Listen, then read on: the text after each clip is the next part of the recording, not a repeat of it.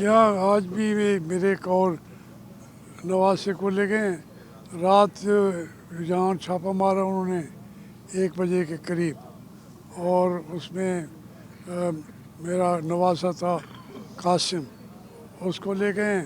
दूसरा मेरा भतीजा दामाद डॉक्टर शाहिद बहार है, जो कैंडिडेट जैद बहार का भाई है, उसको भी वो ले गए हैं। एक दूसरा हमारे मेहमान थे फ़ारूक ख़ान, उनको लेके गए हैं। और फिर हमारे मुलाजमीन को भी लेके चले गए। तो फिर हमारे हर कमरे में वो घुसे हैं, ना उन्हें कोई डर था, ना चलो कोई आपका थोड़ा बहुत कोई इजाज़तनामा होता है या वो आप उसको, लेकिन कुछ भी नहीं। कोई हमने पूछा कोई ऐसा हमारे के लिए कोई वारंट, कोई इजाज़तनामा, तो वो चुप करके भाग जाते थे। तो मेरी तमाम जो बेटियों का नवासियों के कमरे थे, उनके अंदर भी गए। मेरी बीवी जो है वो वहाँ पे बड़ी एक लिहाज से बिस्तर मर्ग पे पहुंची हुई है, बीमार है, उसको भी रात को उठा के एक एक ये बातें जो हैं, उससे क्या मतलब है? हमारा कसूर किया? कोई हमने बात कौन सी कर दी है आइन से हट के, कानून से हट के? या हमने यहाँ पे अपने यानी अपने कमरे के अंदर भी हमें कोई इज्जत के साथ ना रहने दे। फिर तमाम अलमारियाँ तोड़ी हैं, दरवाजे तोड़े हैं। तो ये इसका क्या ज़रूरत है? पूरा मीडिया जाके देख सकता है वो जो कुछ उन्होंने किया। अच्छा सर, ये क्या कहेंगे, आज आपकी आंखों के सामने आपके भांजे अरसलान को जो है उनको भी ले गए हैं? नहीं, मेरा भांजा नहीं बेटा, वो भी मेरा रिश्ते का, तो वो नवास है वो भी। जी हाँ, जी हाँ। देखिए, वर्कर कन्वेंशन तो हो गए, कामयाबी से हो गए। यही होता है। हम देखें ना, लोग हिम्मत करके जो आए खड़े हैं, इन्होंने परवाह भी नहीं की कि पकड़े जाएंगे, क्या होगा क्या नहीं होगा।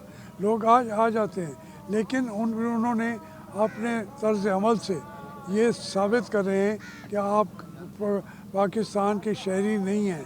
आप पाकिस्तान का जो हकूक़ है वो आपको हासिल नहीं है।